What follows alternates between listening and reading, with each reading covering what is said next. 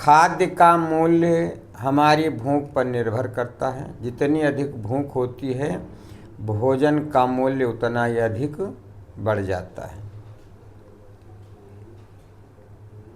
हिंदू परंपराओं में इस विचार को राजा शिव की कहानी में समझाया गया है। एक दिन राजा ने एक जंगली कबूतर को गरुड़ का शिकार करने से बचा लिया था। तब गरुड़ ने राजा से कहा कि वे उसे भोजन दें, क्योंकि प्रकृति के नियम के अनुसार पंडुक उसका आहार था।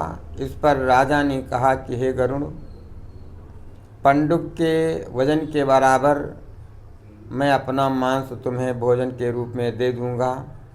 राजा अपना मांस काट कर तराजू पर रखते रहे, लेकिन उसका वजन पंडुक के बराबर नहीं हुआ। अंत में जब उनके शरीर में केवल हड्डियां ही बची, तब भी पंडुक का वजन अधिक ही रहा। कहानी के अंत में सभी लोग राजा के बलिदान की प्रशंसा करते हैं, लेकिन अक्सर लोग इस बात पर ध्यान नहीं देते कि राजा का मांस गरुड़ की भूख को मिटा नहीं सका। राजा को उम्मीद थी कि इसके बाद गरुड़ पंडुक का शिकार करना छोड़ देगा, लेकिन गरुड़ ने राजा के मांस को मूल्यवान नहीं माना, क्योंकि वह मांस केवल एक बार की भूख मिटाने के लिए पर्याप्त था, हमेशा के लिए नहीं। श्रीमद् भागवत पुराण की एक कथा के अनुसार नारद मुनि एक बार भगवान श्री कृष्ण के महल में गए। भगवान श्री कृष्ण की पत्नियों से कहा कि वे उन्हें कृष्ण दे दें, तो उनकी पत्नियों ने नारद की बात को अस्वीकार कर दिया। तब नारद जी बोले कि यदि वे श्री कृष्ण को नहीं दे सकती हैं तो उसके बदले में कोई मूल्यवान वस्तु दे दें। इसके बाद कृष्ण को तराजू के एक पलड़े पर रखा गया, बैठाया गया, और श्री कृष्ण की पत्नियों ने दूसरे पलड़े पर अपने आभूषणों को रखना शुरू किया। सत्यभामा ने अपने सारे गहने उस पलड़े में रख दिए, लेकिन वह सोना कृष्ण के बराबर भारी नहीं हुआ। तब रुक्मिणी ने तुलसी के पत्तों की एक टहनी रखी और कहा कि ये टहनी कृष्ण के प्रति उनके प्रेम का प्रतीक है। वह तुलसी की टहनी कृष्ण से भी भारी हो गई। रुक्मिणी के प्रेम का प्रतीक बनी वह तुलसी की टहनी सोने से अधिक मूल्यवान थी। इसलिए कहा गया है, किसी वस्तु या व्यक्ति के प्रति हमारा प्रेम कई बार उस वस्तु या व्यक्ति से भी अधिक मूल्यवान हो जाता है।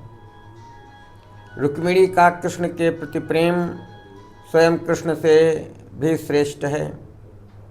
हम चाहे कितनी ही संपत्ति क्यों न इकट्ठा करें, वह किसी व्यक्ति या वस्तु के वास्तविक मूल्य के बराबर नहीं हो सकती।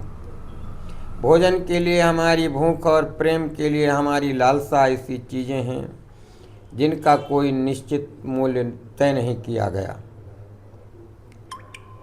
भारत में जन्मी धार्मिक परंपराओं में दिगंबर को सर्वोच्च माना गया है। इसका कारण यह है कि उसके लिए संपत्ति का कोई महत्व नहीं होता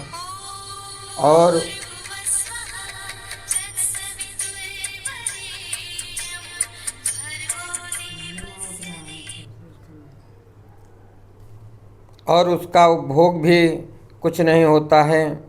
इसलिए आधुनिक समाज के लिए ऐसी सोच को समझना कठिन हो जाता है। केवल इच्छाओं के पीछे भागने और नई नई चीज़ों को मूल्यवान घोषित करने से दुनिया बेहतर नहीं बन जाती। इसके साथ साथ हमें अपनी भूख और इच्छाओं को नियंत्रित करने या उनसे ऊपर उठने का प्रयास भी करना होगा। मनुष्य की कल्पना शक्ति किसी भी वस्तु को मूल्यवान बना सकती है, चाहे वह सोना हो या फिर कागज का एक टुकड़ा हो। मनुष्य में यह क्षमता भी होती है कि वह मूल्य की खोज से ऊपर उठ सके। जब तक हम प्रकृति से लगातार अधिक से अधिक मूल्य निकालने की कोशिश करते रहेंगे, तब तक भूखे और असंतुष्ट बने रहेंगे।